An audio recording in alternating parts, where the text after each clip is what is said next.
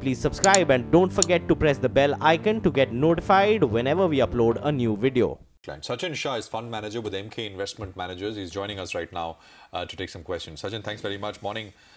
I mean, what is your sense of the way the market has been moving? I mean, we know the factors, China, Turkey, all of that. I mean, maybe it's a bit of risk on. Those fears have retreated. Dollar is. So we know what's happened so far. But what's your sense in terms of what is going to happen? Are we going to power on? And maybe this new high opens up another 300-400 points in the Nifty. What's your sense?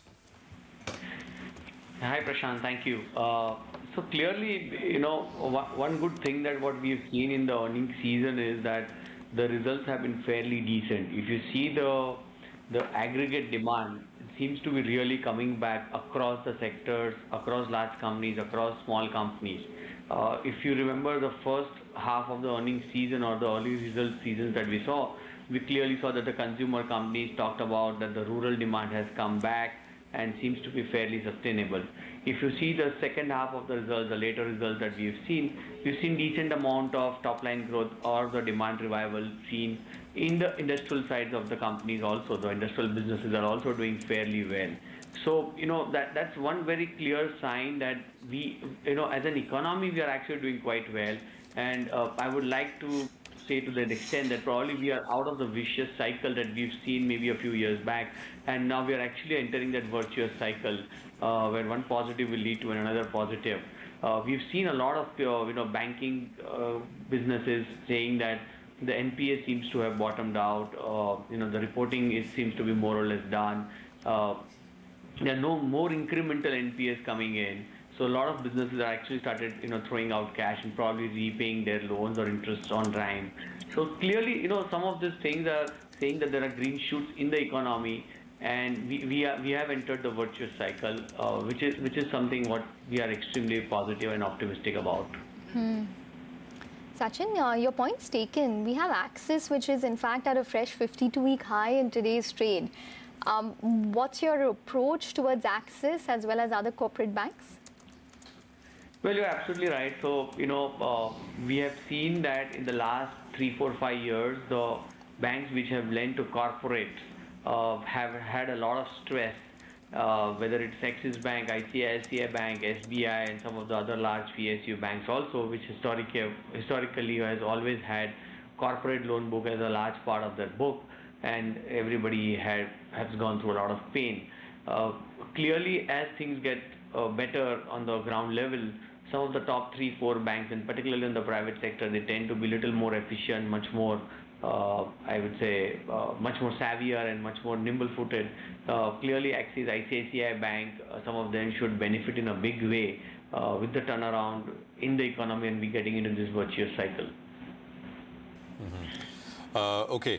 Sachin, I mean, do you believe, and some do believe, that because large caps and valuations are so high, they are ultimately going to be untenable? And the rally is also pretty narrow. We all know that. So over the next 2 years or so, maybe mid caps and maybe larger mid caps, not all, but it's not never all, always all, but mid caps essentially would do relatively better over a 2, 3, even 3 year period from here, from where stocks are. So, I mean, if a viewer wanted to put money into, say, a mid-cap fund versus vis-a-vis a large, I mean, is that type of a choice a real question at this stage? Well, Prashant, that's always a tricky question, but let me put my you know, neck on the line, and I would tend to agree that where the valuations currently today are, clearly mid-caps and small caps offer an attractive outlook. And the risk reward is definitely more in favor at that point in time. If one is one has to be very selective in selecting the good quality balance sheets and companies which have a decent management quality, because these are two factors where mid caps actually tend to, you know, create a lot of problem for investors over a longer period of time. The time frame that you're talking about, the 2-3 year horizon, that's exactly what we really typically look at.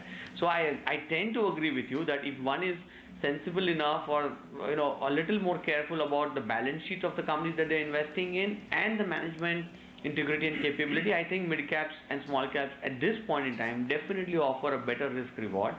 At the same time, let's also keep in mind that the valuations that we're talking about, the large caps being expensive at this point in time, is we haven't yet really seen the earnings cycles coming back, right? The earnings expansion haven't really happened in the last 3, 4, 5 years in a significant way. We've just had a single-digit earnings growth or maybe a little lower, right? So if we see a double-digit earnings growth coming in the next 3, 4, 5 years, if one believes that we are in the virtuous cycle, then the valuations may not look really very expensive even in large caps over the next 12 to 18 months.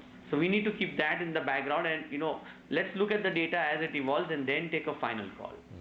In terms of choosing companies and all, I was referring to, just buy a fund, let the fund manager do the job of mid caps and small caps. I think that's the more sensible way to do for the majority of us. But Ekta, go on. You had a question. Well, Sachin, how are you approaching stocks with the rupee at 70? Anything that you're incrementally buying into or selling because of that? No, I did mention that clearly in these results we've seen that the demand has come back. But another trend that we've also seen in these results is that the inflationary trends are here, right? If you look at the manufacturing inflation, and now particularly with the rupee depreciation, it's going to get even probably a little more tougher. So, my worry is that so far we are fine. At this point in time, whatever it is, I think we can take this. But if this rupee depreciation is further down, it will not only affect some of the companies, but it can affect the entire inflationary trend, and that tends to have a dampening effect on the overall aggregate demand also. So I agree with you that rupee depreciation is some bit of a concern, but I think if it stays around here and with the kind of the reserves we have, because generally we've seen that if we have reserves of more than 9 to 12 months of our net imports, rupee doesn't really depreciate too much in a hurry. So I think we should be okay. 99% is my sense from here on. I hope that the oil doesn't really shoot up big time, because that can have another inflationary impact. But if things remain where they are, I'm not overly worried.